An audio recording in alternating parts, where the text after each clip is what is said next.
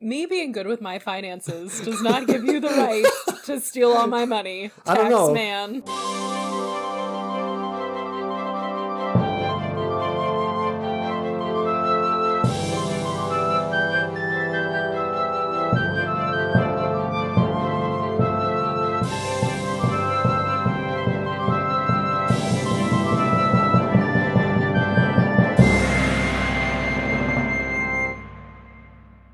Hey everybody, welcome back to the Tabletop Travel Guide. This is the podcast where we explore fictional worlds and civilizations right from the comfort of our own table. I'm Sam. I'm back. I am slowly planning a takeover of the podcast. They don't know yet. It's fine. I've been playing tabletop games for about 10 years. Currently, I'm playing in 3 campaigns, and I'm in the midst of writing a campaign. I blame this podcast for making me want to write it. Perfect. I'm Ryan. I've also been playing for about 10 years. I'm playing in a game. I'm DMing in a game. Last week in our game, our players decided to test their railgun in Pathfinder. So, you know, it's a strategy. Yeah. Hey, and I'm Tyler. I was one of the testers of that railgun in that campaign. I'm playing in that one. I am playing in another one with a different group, and I am GMing a third for a different group. So now for the real reason I had to come back, it's for things I said wrong. Our favorite segment. We haven't had this segment for a few weeks. Yes. Hi, it's me. I'm the problem. Anyway, it's less of a mispronunciation and more of a just misspoke because I got so excited. But previously I had stated that Rovagug was the rogue beast, and he is the rough beast. Slightly different wording there. Straight to the dead vault with you, Sam. Straight to the dead. Oh, I think I'll stick around. Yeah, I think that is all we had for the things we mispronounced / missaid. Mm-hmm. Today, we're going to talk about Druma, which is north of Andoran, on the coast of Lake and Carthen. I'm like, what's the word? Yep. Lakeside property, my favorite. Lakeside property. Yep. And I'm not going to lie to you. Until I started reading about Druma, I knew nothing about Druma. I knew there were merchants. Yeah. I didn't even know it was a country. Right? Up until every other episode, I kind of come in with some amount of knowledge. Druma, I knew nothing. Perfect. So Druma. The one thing that we do know about Druma, that we've talked about a little bit, is the people who live in Druma are the Kelids. Yes. And we have talked a little bit about the Kelids, mostly in them getting beat up by Taldor, and then beat up by Cheliax, and then beat up by Andoran. So the interesting thing about Druma and the Kelids is their history goes back almost 11,000 years. Oh. But there are 3 recurring themes of Druma and the Drumish people. 1, don't mess with their religion. They have a couple of religions throughout their history, and things go bad when people try to mess with them. I told you deities would be important. Right? 2, being merchants and trade are in their blood and history. Okay. And 3, they get beat down a lot. Aww. The Kelids get... Yeah, we'll get there, but there's a lot of... Poor Kelids. They get knocked down, they get up again, they keep going. They started out all the way back in the Age of Legend. So remember, we have the Age of Creation, we have the Age of Serpents. Age of Serpents. And then we have the Age of Legend. And they were basically traders from the beginning. Before the Age of Legend, around that time, they were nomadic people. And once the serpent folk empires collapsed, they started kind of experimenting with horticulture. So they started farming, developing new permanent settlements based around farming rather than hunting and gathering. Kind of grew up into an area and settled down in where Druma now is. Early civilization. Okay. This area was known as the Makridi blade culture. Known for their really cool stone blades that they used for tools. They were still on Lake and Carthen, and so they used Lake and Carthen and all the rivers to basically trade extensively with other countries. They settled down and started trading, which was kind of cool. They became the Avestan spanning network of trading. Archaeologists had found different tools and stuff from all over Avestan in Druma. So, it shows that they weren't isolation. They were very open to other cultures. Okay. And yeah, Lake and Carthen's kind of centrally located, so that makes sense. Yeah, Lake and Carthen is very centralized.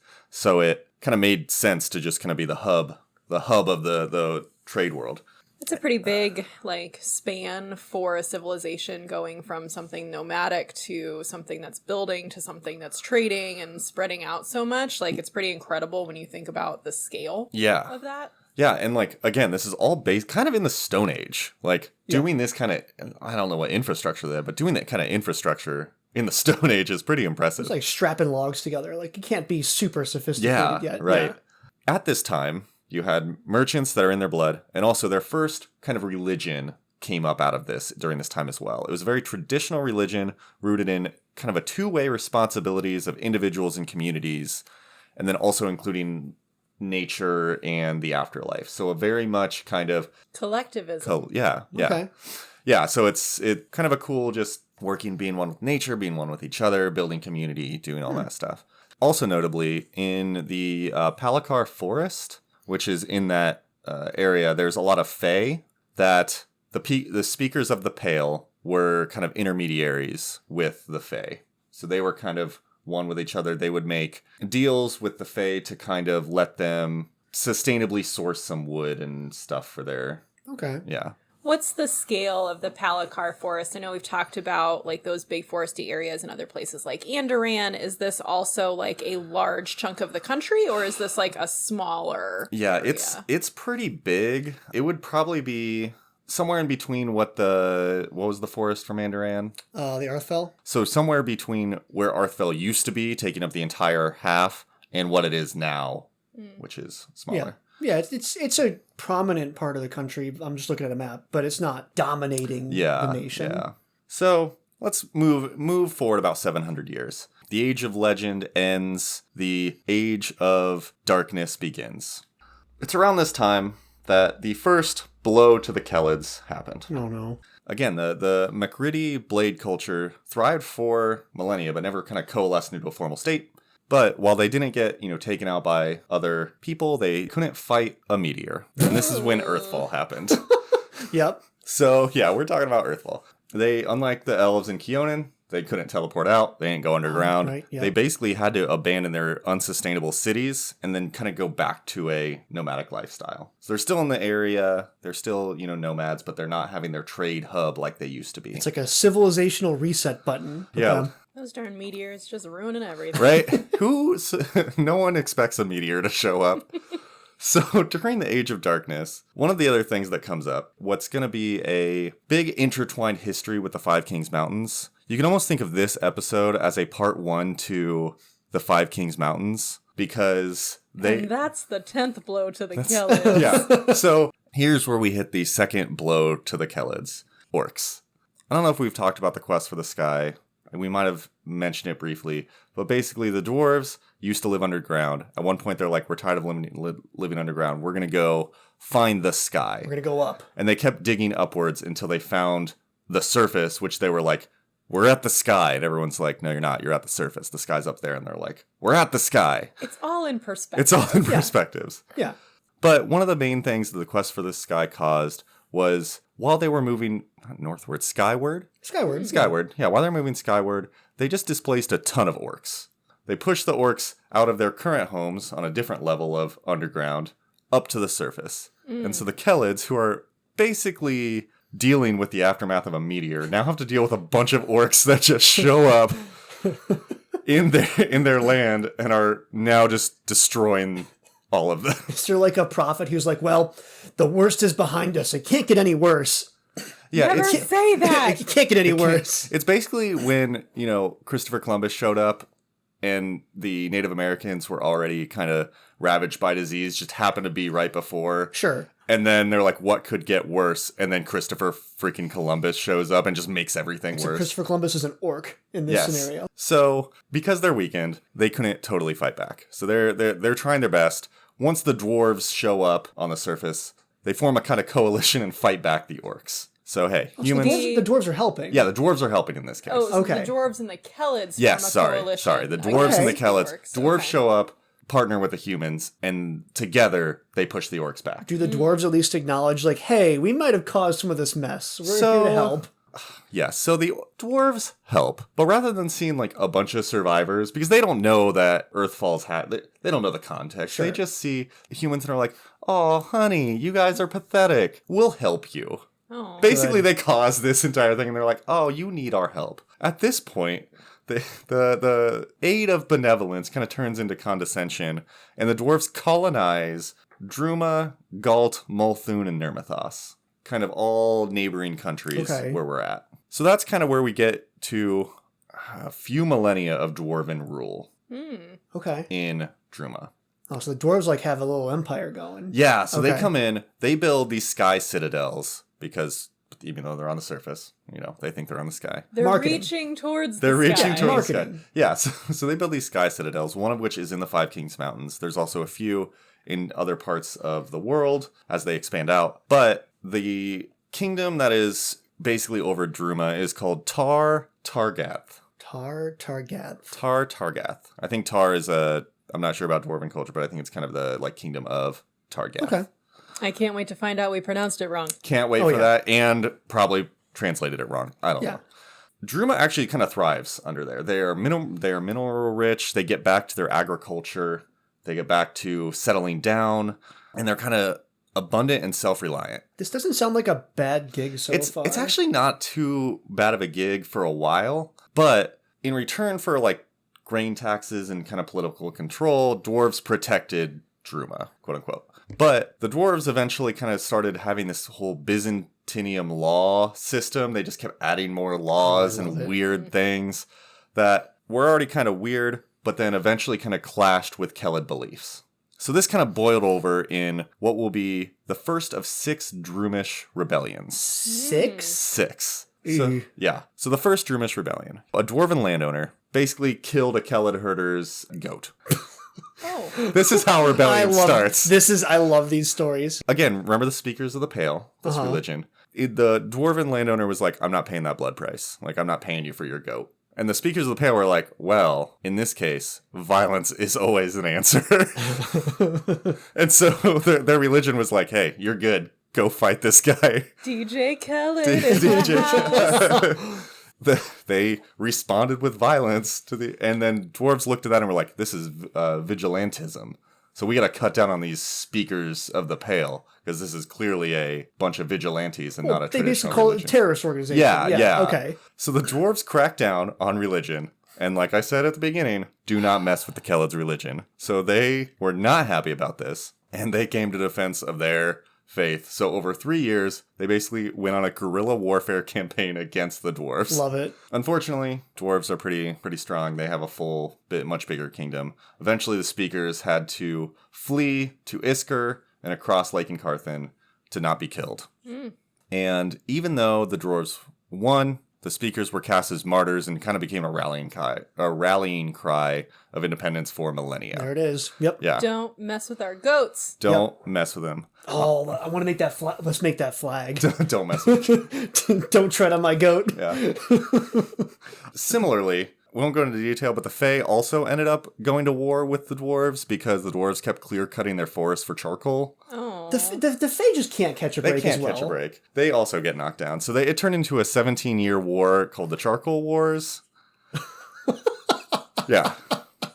But honestly, besides these kind of these conflicts, Dwarven authority kind of went uncontested for that entire age. So we skip ahead to the Age of Destiny. And around here, not much happens during the Age of Destiny. Most of the historical records are dwarvish administrative records. So just normal bookkeeping stuff, that's surviving records from this time. History's written by the winners, so they're not putting all the Kelid fun stuff in there. Yeah, Sure. so again, there are only 3 recorded incidents of major violence. There was a Whisperfall offensive, which is the dwarves versus the orcs. And then there's the 2nd and 3rd Drumish rebellions, which there is nothing written that has survived about the Drumish rebellions, except the 2nd rebellion ended with the execution of Ark of Tall Fern, Okay. who, I don't know who that is. They don't know who that is. No one knows who this person is. Just this guy died at the end of this rebellion. Do we even know what side he was on? No idea. I looked for follow-ups. No more comment. This guy got executed at the end of the rebellion. Moving on. He was a simple farmer, a farmer of ferns. Yeah. And then the third started as a cause of a famine between minus 896 and minus 893 AR. Sure. So we've had several millennia. That's kind of uncontested. Not much history about. A lot of records are lost. So kind of the biggest age for Drumish history is in the Age of Enthronement. After millennia of ruling the kind of whole area, Targath began to go into decline. And this is also around the time that Taldor was doing its explorations. Woo! So this big, massive dwarven kingdom falling into decline. Taldor's going around exploring the crap out of Avestan. And so that obviously, Taldor and the dwarves start butting heads. And during all this time, the Kelids are also kind of pushing back. They're seeing, there's other countries that can fight the dwarves. Like, this is kind of cool. Yeah. We're going to start pushing back as well. Yeah, the enemy is my friend kind of thing. Yeah. So this leads to the fourth Drumish rebellion. Amazing. We're on 4 of 6. This one started by a cobbler. Yes. And if you don't know, that's someone who makes shoes. Yes, yes. A cobbler was very incensed by a tariff that was imposed by the Oh, dwarves. George Lucas would be so into it now. And so the Kelids were like, hey, all these laws really suck. They don't make any sense. You know, we're looking at millennia of rule and millennia of laws the dwarves have just been kind of stacking on the Kelids. Please tell me we dumped a bunch of tea in the lake and killed it. That tea in the lake. So they push back and they're like, hey, can we just simplify the government and like have some sort of help for the people who are getting like wrecked by these laws? And so what would you do in the situation of you probably have a rebellion from a group who's been notoriously rebellious? What would you do as the dwarves? If I was a dwarf, Yeah. I'd probably ignore it. Probably just be like, well, but I have crystals to mine or some kind of thing that's way more important than these barbarians. I don't want to be a dwarf. I want to be a revolutionist. There you go. Okay. Viva la revolution! All right, so now you have your two camps. I'm going to be the dwarf. Sam is the Drumish. So you're basically right, Ryan. Yes! They don't fully ignore it, but they decide to debate it for months among the dwarves. Well, I mean, there's order, okay? There's we have to order. have order and recourse. We need to form a committee, and then that committee needs to form a subcommittee. Yeah. And we need to get witnesses. There's an important procedure to follow here. So yeah, the dwarves are discussing this for months. Playing right into my hands. And then eventually, of course, the whole time, other Kelids from Isker and neighboring lands, so they kind of start forming together bands of rebels that by the Yes. time the dwarves show up and are like, hey, we'll concede to like 10% of what you want. The Kelids are like, too late, man. We're already burning down everything. Well, the subcommittee of subcommittees only approved 10% of what they asked for, so that's Yeah. all we can offer. Right. So the speakers of the Pale, who at this point have been kind of long dead, the songs and the feeling of the martyrdom of the speakers of the Pale from millennia ago still course through these Kelids' veins, and they fight the dwarves for a year for independence, and then they get shut back down. I was really like, maybe we'll win, even though I know we're not going to. I just got very invested in this particular revolution. Now I'm sad. We have more revolutions, though, still. Don't worry. 2 more! 2 more. The dwarves kind of, they don't punish everybody. Well, they don't kill everybody. That would be barbaric. They kill the kind of the ringleaders, Yeah. the bad apples of the group. But hilariously, they send down a punishment on the rest of the Drumish men that they're denied beards and beer. That's right. For your insolence, Sam, you will no longer be allowed to drink beer or have a beard. Yeah, But my chin is so weak. right? This turned into a punishment that ended up getting repealed about 50 years later. But in the meantime, this punishment kind of turned into a cultural identity for the men of Druma, where they're like, yeah, we're going to snub Dwarven culture because Dwarven culture is very big around alcohol and beards. They're like, we're not like them. While at the same time, the women of Druma are making a counterculture where they hold gatherings where they drink Amazing. and is okay. debate and perform music. And so, I love it. Yeah. So all My the people are great. right? So they're like, yeah, the men can't drink. Yeah, that's because they're better than you. The women, we're also better than you, and we're gonna party. And our tolerance is probably fantastic. Yes. I'll drink those dwarves under the table. And so it's kind of from these gatherings that the modern Drumish culture arises. We come to the next religion that sprouts up in Druma. About a century after the beard debacle, Beard debacle. a craftsman named Calistrade was born into a family of guilders and bookkeepers, and soon before he was supposed to take over the family business, he became deathly ill for several weeks. He was delirious, bedridden. He would only occasionally wake up to write incomprehensible stuff in a notebook and then pass out again. Cool. Once he recovered, he kind of had a different air about him. He didn't take on the family business. He negotiated with his siblings to buy out his inheritance and then just disappeared for 8 years. Cool. Once he came back, he was wearing noble regalia, had a ton of money, and just kind of became a kind of cult leader.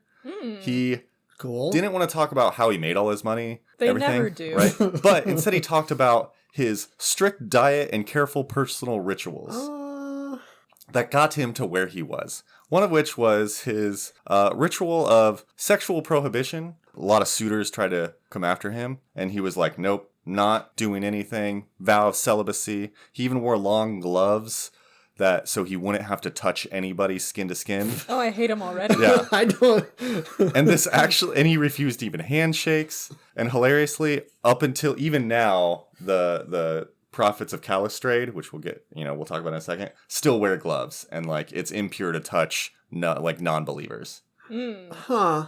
I feel like this is the guy that's like, here, do all of these things, but also, my parents were super rich, but I'm not going to tell you that. I'm Right. going to tell you these things. Yeah, like buy my book and also eat a bunch of kale every morning. And yeah. Though to be fair, like he didn't get an inheritance so he made money somewhere. He just didn't tell you how. It seems a little shady. Yeah, to it's me. a little shady. Anyway, so within a decade, he had dozens of people kind of following his cult. Oh boy. Surprisingly, this cult was making a ton of money. There were a bunch of rumors of like, is this like deific blessing? Like, how are they making their money?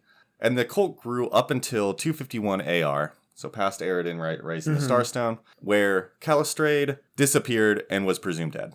So this comes back, ton of money, builds a following, grows that following, disappears. How long was this man alive? He was... That's a great question. Oh no, I asked you something you don't know. I don't actually know. You gave me a date for when he died, so then I was like, whoop, when was he born? I think he was human, so probably somewhere in the early 200s. So he or wasn't late also 100s. saying that his strict personal rituals 64. were also making him He live was forever. 64. Oh, okay. So then he was born like late 100s, 187 Cool. AR. late 0th century. Yeah. After this, his kind of disciples splintered.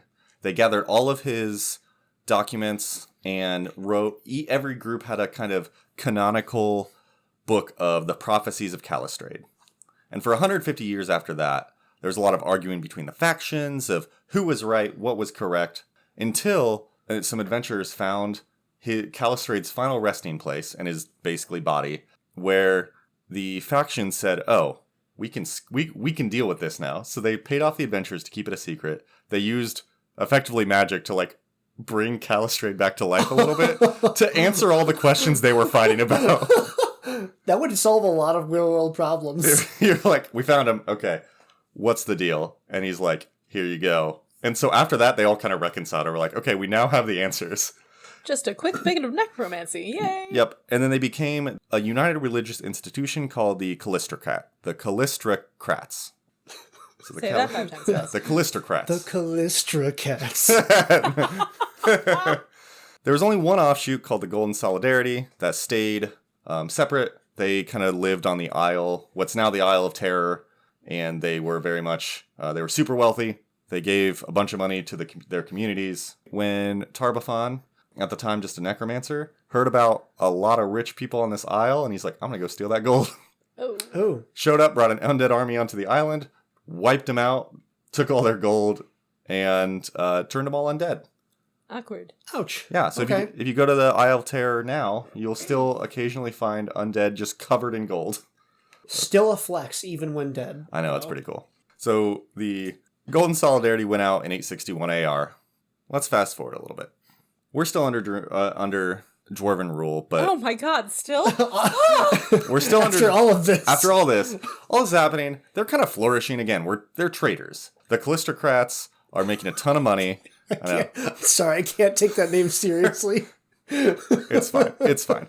So the Callistrocrats making a ton of money. Druma's kind of becoming pretty wealthy. Then in 1551, the Five Kings War happens, which we will talk about in the Five Kings Mountains, yeah. Five Kings Mountains episode. But during this war, they started taxing the crap out of Druma, as you do. Well, I gotta pay for my wars somehow. Yeah, you gotta pay. The dwarves gotta pay with their wars, so they're getting taxed a ton. Me being good with my finances does not give you the right to steal all my money. I don't know. Man. I don't know. You're pretty good with books, so like I'm gonna take all those books and turn them into catapults or something. Yeah. I don't know. So Not which the is books. So, like Sam said, the speaker of the Kelids, they came out into their 5th Drumish rebellion. Number 5. They're like, heck no, stop taxing us, you're killing us, this sucks, we're not paying you. And so one group of dwarves sent out, and they said, we're gonna go out, we're gonna take the money, and we're gonna execute the rebellious leaders who are trying to go against our government. Gotta put down the rebellion. Yeah, and so they were successful in putting down the leaders of the rebellion. Woo! But then immediately got wrecked by the rest of the people who were very angry that their leaders just got. Oh. Eventually, they couldn't squash the rebellion. And all the other dwarven kingdoms were like, that one guy got messed up because he lost to a bunch of humans. They still didn't gain independence, but we're getting closer. The victory did inspire some secessionists, and specifically the Callistrocrats. So a group of 14 of them, who were incredibly rich up until now, selling war assets for Classic. the Five Kings War. They're like, yes, we'll give you stuff. Yes, we have a lot of trade. They kind of financed a lot of the war because it was making them very wealthy. The owners of the Pitchfork Emporium. Yeah. So they created a joint trust called the Promise of Calistrade to raise money for political influence. They posed as dwarven investors and then started buying up land buying up assets. All the dwarves in the kingdoms were like, we need more money. We need to sell off our land, some of our, like some Drumish land, some Isker land, whatever. Like, we'll buy it back. It's fine. Once we win the war and unite the Five Kings Mountains, we'll buy it back. And this group of dwarven investors are like, yes, we'll hold your land. This is great. The whole time being a bunch of human Kelids. Sure. Posing. Playing right into my hands. Yeah, so they started buying lands. By 1664, so about 100 years after the Five Kings War started, they owned a ton of territory. Like, most of the territory of Druma, they kind of owned again. And the whole time, they're still financing the war. And each of the kingdoms, they're, like, buying their war debt. So they're, like, giving them money and being like, oh, yeah, we'll, Sure. We'll buy your debt Sure. and all this stuff. So everybody is now indebted to this group of dwarven investors who are not dwarvish. I mean, I don't like humans, but a contract's a contract. Yeah, contract's a contract. I got my receipts. So this could have gone on for a long time. But unfortunately, Taldor shows up. Oh. So Like they do. during the Taldor Army of Exploration, number 7, Womp womp. they ran through the Iskari Kelids.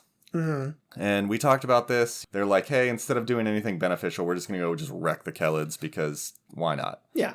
And even though they kind of took over Isker, a lot of the Iskari warriors emigrated to Druma instead. Anyone who survived that conflict. Yeah, Okay. anyone who survived, they didn't lay down their arms. They're like, screw it, we're going to go to Druma. Okay. And so all these warriors who were like, yeah, we just got beat down by Taldor. It kind of sucks. Stoked dreams of independence again, which led to the 6th rebellion. This is when it all goes down. Number 6. Yes. Or does it? Oh. So at this point, the southern half of Druma declares independence and founds a meritocracy. Can you explain what a meritocracy is? Because when I read that, I was like, a mediocracy? A mediocrity. That's not right. They founded a mediocrity. It was fine. It was mediocre. Yeah, so they found a meritocracy called Jeleg. And basically what it was is the rulers of this government are entirely based on your own personal merits. You basically work yourself into this government. However, it didn't last long. So in 2133, this is when the rebellion happened. The meritocracy only lasted 11 years. Oh. 9 years. Ha Sorry. ha! And it collapsed back into Dwarven rule. Basically because instead of doing the normal Druma thing of, hey, we're going to still be trade partners, they're like, isolationists. We're not going to deal with Taldor because we don't like them. We're not going to deal with dwarves because we don't like them. Let's deal with the rest of Druma. And the rest of Druma's like, you guys are kind of rebellious. We don't really want to mess with that. Look who came crawling back again. Yeah, and so the loyalist Drumans are like, we don't want to be caught trading with a rebellious state. So we're not going to do this. We flew too close to the sun. Yeah. And so on top of having no real trade partners, They also had few regulations. We went the laissez of fairs. Yeah. But the unfortunate part is that caused a lot of favoritism and resentment. So, in a meritocracy, having a bunch of nepotism and favoritism doesn't work that great. And then the final blow to Jaleg was when there was a truce with the Five Kings Mountains, or Five Kings War. They came down, quashed that rebellion, and then, went back to their war. But during this time, what would become the national army of Druma, the Mercenary League, was founded. So a lot of the disaffected soldiers of the rebellious state kind of wandered for a while at this point. They quashed the rebellion. They were still all the warriors, and they're like, well, what do we do? So it caused a lot of banditry, and then it drove the personal bodyguard industry. Ah, okay, there you go. And, that kind of became the Mercenary League. So then let's go forward a couple hundred more years. So 2331. The Five Kings War has been going on for centuries. But in a span of a single week, all the fighting stopped. Because all of the kingdoms got the same letter that your debts have come due. Stop! Yes! No! Curses! The contracts come back to bite me! So the promise of Calistrade, all the way back, who started buying up lands, financed it the whole time and said, you owe us all the money we've been paying you. That's incredible. And that's when these are not dwarven investors. Oh no, these are the Kellids.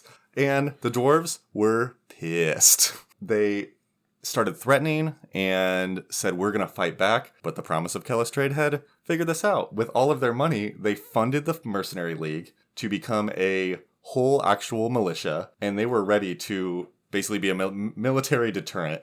And after centuries of fighting, dwarves were like, we can't fight that. Oh my gosh. We did it! So, what is now known as the Curse Accord, because Curse is the capital of Druma. Yep. They made a deal.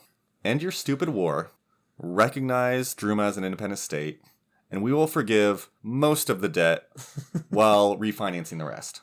We're very benevolent. Yes. Dang it. So the dwarves had no choice. They weren't going to fight the Mercenary League. They recognize independence. Druma becomes an independent state. I can't believe I got hit by the Uno reverse card. Yeah. Whoop, After whoop. 6 violent rebellions, all it needed was basically a loan. A notice of collection. A notice of collection. That's hilarious. Gain independence. Because of that, the Callistrocrats, who were behind this, Druma held a convention and created the Resplendent Bureaucracy, which is the current government in Druma. And the Callistrocrats basically said, hey, we did all this, we're taking power, and we're in control of the Resplendent Bureaucracy. Yeah, that's a reasonable. Yeah, that's fair. And so then, for, several years, they could do no wrong. They gained us independence. Perfect, we love it. But then they kind of came under blast after several years because there was a growing wealth gap. Oh, yep, there it is. Weird. So there were week-long riots that ravaged Curse, called the Burning Gloves riots, because remember the Callistrocrats wear the gloves. Yeah, so the Burning Gloves riots. And then to their credit, they actually just kind of redid the entire system. So they changed the taxation model. They paid for stimulus programs. They increased upward mobility. They capped the wages that a member of the Resplendent Bureaucracy could make, which discouraged Callistrocrats from becoming life government workers because they can make a ton of money as profits, and they couldn't make a ton of money as government workers. Sure. So yeah, it actually kind of works out.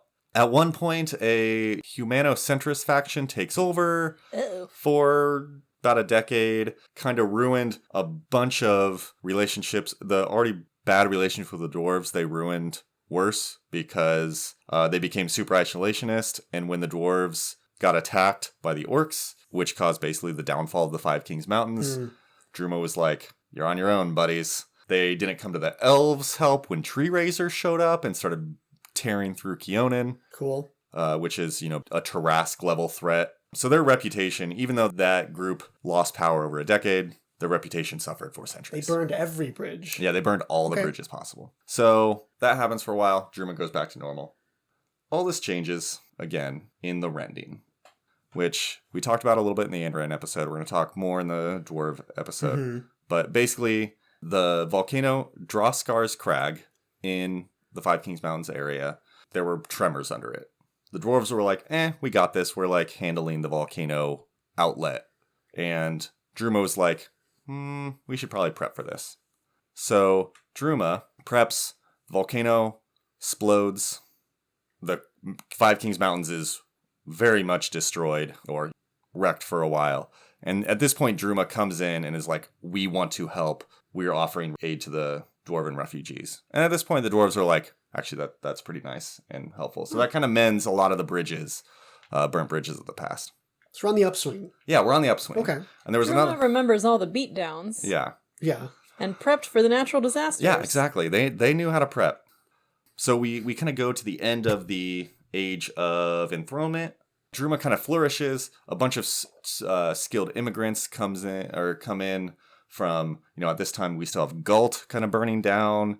You have a lot of revolution elsewhere. So Druma's kind of becoming the hub of artisans and immigrants and just skilled workers. And so they're flourishing with their trade connections. They're financing part of Cheliax's war because, war's going to make money. Hey, if there's one thing I feel like they keep coming back to is financing conflict. Yeah. And then they also invested in caravans to travel to Tian Sha. There's a land path called the Path Agenhai? I don't know. We're going to have to look that one up. I We're don't going to even have to look know. that up. I'm not sure. But it's a route bridging over to Tian Sha. They helped finance that. So Druma making a ton of money, making a lot of allies. Things are looking great. That brings us to the Age of Lost Omens. Remember the big event that causes every country to go nuts? Yep. Eridan's death. Friend of the pod. Friend of the pod, Eridan. Unlike every other country who went to chaos when Eridan died and said, oh, we were going to be Eridan's friend. Oh, we were going to be Eridan's friend. They didn't feel slighted at all by Eridan's death because they weren't following Eridan. They were following the Callister Cats. The Calistocracy. Because our friend is money. Yeah. Yeah, So okay. they used his death as a way to make more favorable trade routes to people. So they're coming in there like, yeah, we can make a bunch of money. Hey, buy low, sell high. Yeah. Again, they keep taking in more artisans. Sam is losing it across the table. Hey, I heard you lost your god. You want to buy a necklace? Yeah, well, you think about it. Eridan died, and then kind of a lot of countries fell apart. Yeah. And so they accepted just a bunch of people who were like, hey, we're trying to be safe and prosperous. You guys seem to be doing fine. They're like, have you heard the good word of Calistrade? We have a lot of weird tenants and we like to wear fancy gloves. Yeah. But they'll have a job. Yeah, so basically, during the Age of Lost Omens, Druma is thriving. They're living their best life. The only other thing that kind of comes up during the Age of Lost Omens is the Goblin Blood Wars, which we talked about in the Andoran episode, and kind of threatened Druma's trade routes, so they're like, we can't deal with this. So they sent their mercenary league to join with the Hell Knights and the Eagle Knights. So it's kind of a three-parter alliance to kind of push back the invasion. But yeah, other than that, it's kind of been peaceful. The only big current thing is they've been building up their mercenary league due to the visions of their High Prophet. A couple years ago created this Edict of Preparation, is trying to prep for something. No one really knows what. Is he a doomsday prepper? Maybe. Oh boy. So this is High Prophet Keldor, who's the kind of top of the Callistrocrat. Okay. And he is kind of the most powerful person in Druma. He's both very savvy when it comes to deals and also has magic clairvoyance. So no one knows what he's prepping for, but currently the Mercenary League is kind of growing up. So yeah, that brings us up to current day, and current government in Druma has 3 arms. Do they all wear gloves? They all wear gloves. No, only the Calistocracy has gloves. So they are the prophets of the church. They wear their white gloves. They officially have no authority over how Druma runs. But officially. But they have a ton of influence. They have a ton of money. Sure. They do a lot of backroom wheeling and dealing. Of course. They have a lot of political influence, even if they're not officially making day-to-day things. Except for the High Prophet. The High Prophet Keldor is the current one. They have total control of the affairs of the entire country as kind of a veto power. It's kind of a last resort. If the government goes off the rails or whatever, the High Prophet can step in and be like, no. It's a threat. It's a threat. Yeah. The second group is the Resplendent Bureaucracy, which was created during the Curse Accords. These are made up of either prophets who want to get experience in political contacts, or civil servants who are like, I want to help the government. There are hundreds of administrators.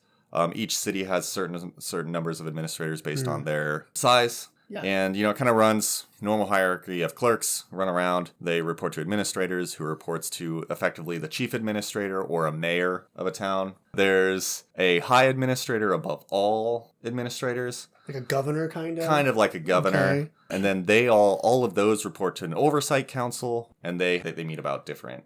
Larger government issues. Yeah, larger government issues. And then finally, there's the highest position is the intercessor, which is technically an honorary position, but they do have veto power over the oversight council. So, like, if the high prophet is the head of the calistocracy, the intercessor is kind of the head of the resplendent bureaucracy, even though the high prophet is above the intercessor. Okay.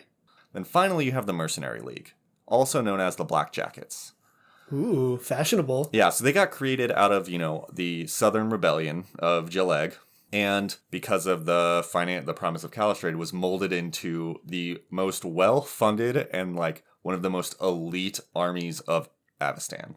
Druma has an infinite amount of money to prepare and pay this group of mercenaries, or, this army. And so their, like, loyalty is legendary among the world in the inner sea region. Huh. And they're called Black Jackets because where the prophets of Calistrate wear all white and all gloves, the Mercenary League wear all black. They've been around for 2,500 years, and they're well-trained, well-armed. They're just kind of the jewel army of Avestan. They're prepping for something. They're prepping for something. Again, and looking so nice while and they looking do it. fashionable. Yeah, so that kind of brings us to the end of Druma. Like I said, at the beginning, I knew nothing about Druma. At the end, I'm like, this place is cool. Again, it's a pretty good place to be. Central trade hub of the world. Yeah. Started from the bottom, and now we're here. Yeah, they have trade all over the inner sea region. Yeah, the Kellids might have been beat down a lot, but they had the last laugh. Finally a win for the Kellids. Finally a win for the Kellids. Woo! Good job, Sam. I don't know that I'm, like, totally on board with all of the things in the government, like the white glovey people seem a little bit intense, but, I'm always in favor of winning a revolution. Yeah. You can always root for the underdogs. Of course. So that's all I got. So I think we will have a quick break, have a word from our sponsors in Druma, and we'll be back with some more campaign and character stuff. Sounds good. We'll be right back. I'm Crazy Kolak Sophis, owner and proprietor of Crazy Kolak's Mercantile. I am slashing prices so hard you'd think I had Vorpal runes on my hands. Looking for a carriage to transport your supplies in? Come talk to Kolak, because I'm selling them for 85 gold. Worried some bandits are going to ambush you on the Golden Road of Kadira? Come talk to Kolak, because I'm practically giving away armored carriages for 300 gold. Or maybe you're just trying to take care of that big shot rival across the street. Come talk to Kolak. Poisonous daggers are on sale for only 100 gold. We are located in the trade district of Curse, right down the street from the Sublime Square. So grab kids, grab your gold, and come talk to Kolak, and I'll make you a deal today.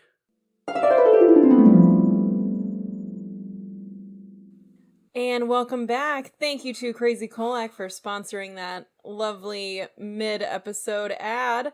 And now we're going to pop over to Ryan for campaign fun times. Yeah, so we'll talk a little bit about, out of the blue, I don't know where I came up with it, but Crazy Kolak's Mercantile campaign. I love it. Yeah, so, we're located down in the capital of Druma, in Curse, and this is not a campaign of political intrigue, it's not world-ending stakes.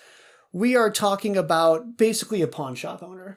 Yes. Yes, and Kolak himself, he married a noble Chelish woman named Elena Sophis and immediately took her name because he wanted to make sure he had some legitimacy to really, tie the two together and, makes sense, establish that nobility a little better.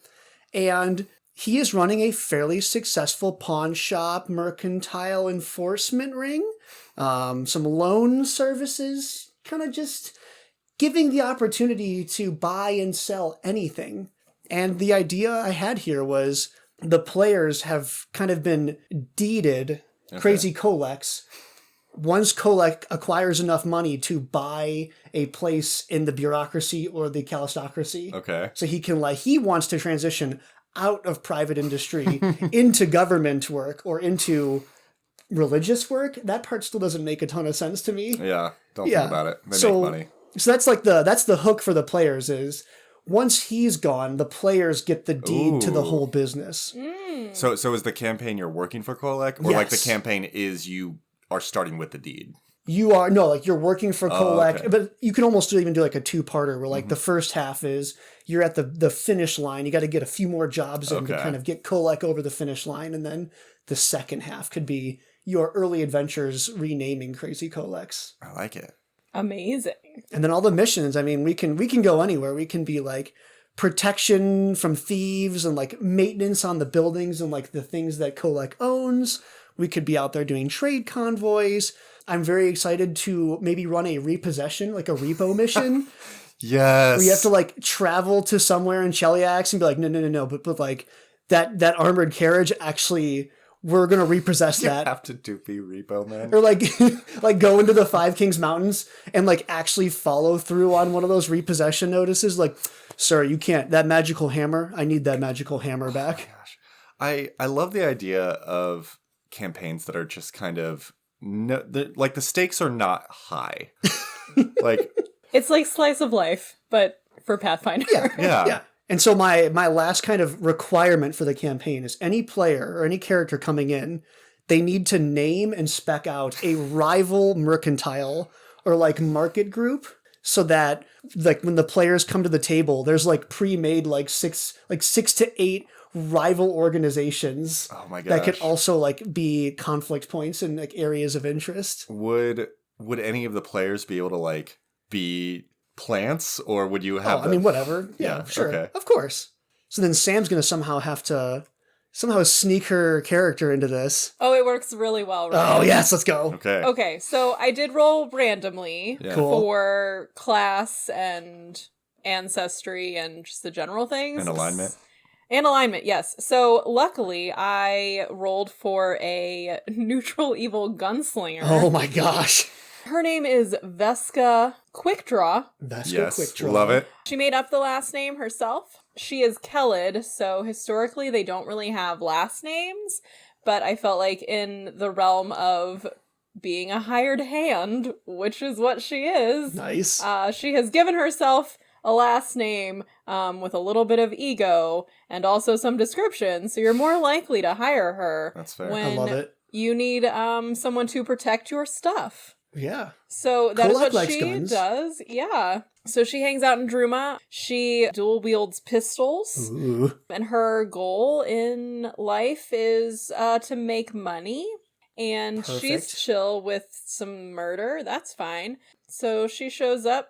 She'll shoot people if they're trying to like steal your stuff. And she would totally join the party to help Kolek and take over his pawn shop and protect the wares. I was not aware that I would have to come up with a place. However, I already have one. Yes. Oh, Her gosh. rival is going to be Edwina's House of Oddities. Oh no. Ooh, okay. I think that Edwina is probably like some type of witch class person and owns a lot of weird kind of occulty things in course. her shop. And I think that Veska was like really into some type of weapon in this shop that was cool, but Edwina didn't want to sell it to her. So naturally, her goal is to bring down all of Edwina's stuff Well, and yeah. steal the really cool gun thing. Well, yeah, and I mean, Kolek doesn't like the witch crowd. Like he feels like that degenerates, or like that's not the crowd that he's trying Yeah, to sell to, yeah. and that just it's not the vibe he wants on the street nearby him. So that makes sense. Yeah, absolutely. I like that you just made up a shop on the fly. This is my superpower. Oh my gosh. So okay, so she's gonna go repossess something with her twin pistols. Yes. Just like holding somebody up at gunpoint. Like no. And she's neutral evil, so she's here to get the job done. I built her out to level 3 just to get a better feel for who she was as a character.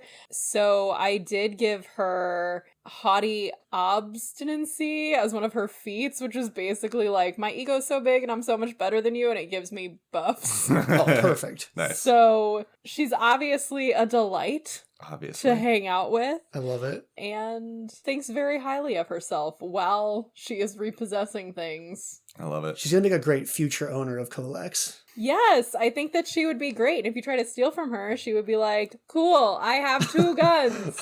I don't care which one I shoot you with. Perfect. Yeah, that's awesome. Nice. All right. So all that being said then, how are we ranking Druma out of 5? I would say bags of, or how many white gloves? 1 to 5 white gloves? Yeah. Now, more gloves is positive, correct? In this case, more. It's always, the more is always positive. It just doesn't matter what. Okay, so 1 to 5 white gloves. 5, 100%. 5 out of 5 white gloves. I imagine this is similar to Andoran, where it's like, this would be a fantastic tourism industry. It's super safe. It's super wealthy. Like, you go to visit Druma, and it's just all the fanciest markets, all the fanciest, like, lakeside situations. I mean, when I go on vacation, I like to go shopping. So this is very much the epitome of, get in, loser. We're going shopping. Treat yourself. Treat yourself. Is So that 5 gloves for me, too. 5 gloves. I 5 out of would 5 gloves. go shopping here and run around and try not to get sucked into a cult. Yeah, I'm going to go 4 out of 5 gloves just because the Callister cats kind of scare me a little bit. Okay, fair. I feel like I'd be like walking down the street and they'd be like, "Sir, you can't be out on the street at 3:30 p.m. without your gloves on. Come on." Well, no, it's the gloves are only for the profits. Oh, I know, but just I feel like I'm going to accidentally run That's afoul fair, of you some might. specific religious ordinance. Fair. 4. I'm going to give 4 out of 5. 4. I mean, still a great place to vacation. Oh yeah, absolutely. Official tabletop recommendation: would vacation in Druma.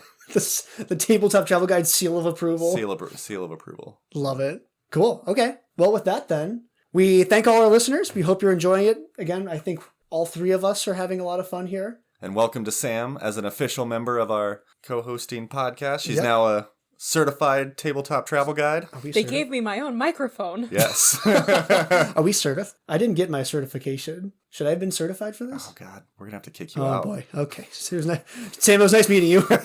Okay. Bye-bye. Well, before I get kicked off the podcast, you can head to our website, tabletoptravelguide.com. We'll post character sheets, pictures, any kind of other stuff we think might be fun or interesting about the episode. Yeah. All kinds of stuff. Cool. Well, until next time, safe travels, everybody. Happy travels. Bon voyage!